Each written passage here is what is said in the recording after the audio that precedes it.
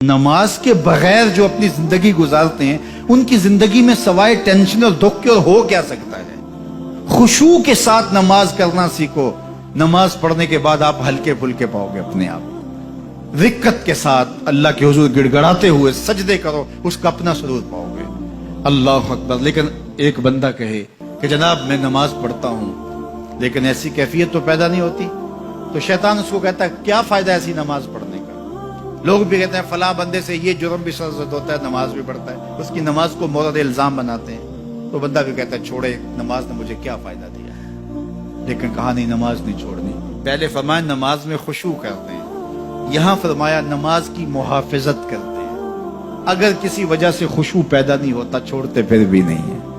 یہ اللہ کا فریضہ ہے. محدث کچھوچوی علیہ رحمہ سے ان کے ایک مرید نے کہا حضرت نماز پڑھتا ہوں لطف نہیں آتا, مزہ نہیں آتا. تو آپ نے حیرت سے کہا کہ اس کے باوجود پڑھتے تو ہو؟ کہا جی وہ تو اللہ کا حکم ہے, وہ تو پڑھتا ہوں. تو محدث کچھوچوی علیہ رحمہ جھومنے لگے, کہا واہ واہ, تم لطف کے بندے نہیں اللہ کے بندے ہو. تمہیں سرور نہیں آتا پھر بھی پڑھتے ہو, اس کا مطلب ہے تم سرور کے لیے, مزے کے لیے, لطف کے لیے نہیں پڑھتے, تم تو اللہ کے لیے پڑھتے ہو. اللہ اکبر. تو بندہ سرور نہیں بھی آ رہا پھر بھی اپنے آپ کو کھینچ کے لا رہا ہے مسجد کے اندر. خیال تنگ کر رہے ہیں پھر بھی مصلی پہ اپنے آپ کو کھڑا کر رہا ہے. سوچیں اس کو آوارہ پتے کی طرح کبھی ادھر پھینکتی ہیں کبھی ادھر پھینکتی ہیں, لیکن پھر بھی وہ کھڑا ہوا ہے کہ میں نماز پوری کر کے جانی ہے. بار بار کبھی بھولتا ہے لیکن پھر دوبارہ نیت مان کے کھڑا ہو جاتا ہے, نہیں میں پوری کر کے جانی ہے. یہ کیوں کرتا ہے؟ میرے اللہ کا حکم ہے.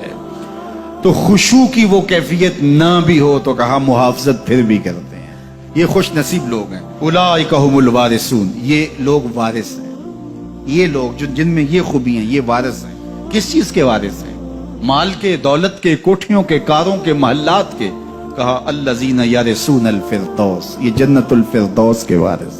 ہم فیہا خالدون, اس جنت سے وہ کبھی الگ بھی اس میں ہمیشہ رہیں گے. چونکہ موت کو بھی موت آ چکی, اب موت بھی نہیں, اب ہمیشہ رہیں گے.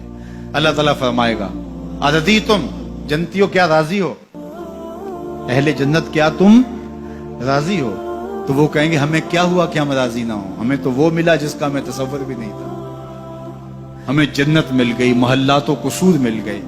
جو سب سے آخر میں جنت میں جائے گا, سب سے آخر میں, جس کو ہماری پنجابی میں پھاڑا کہتے ہیں, سب سے آخر میں, اس کو جنت میں کتنی جگہ ملے گی؟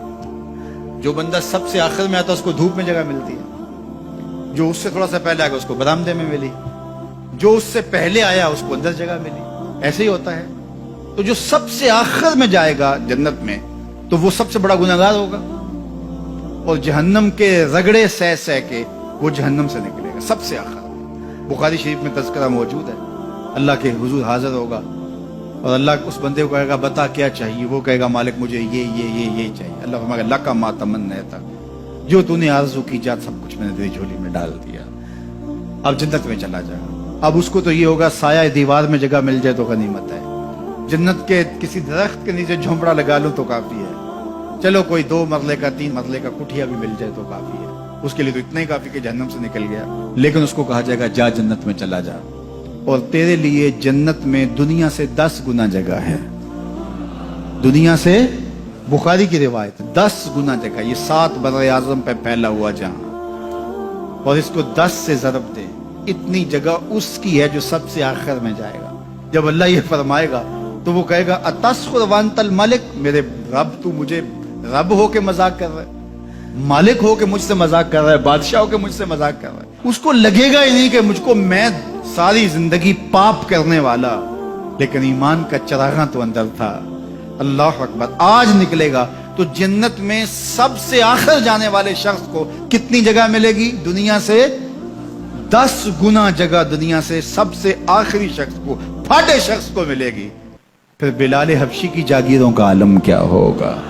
ابو بکر و عمر کی جاگیروں کا عالم کیا ہوگا؟ بابا فرید گنج شکر, داتا گنج بخش علی اجویری, شیخ احمد مجدد الفسانی کی جاگیروں کا عالم کیا ہوگا؟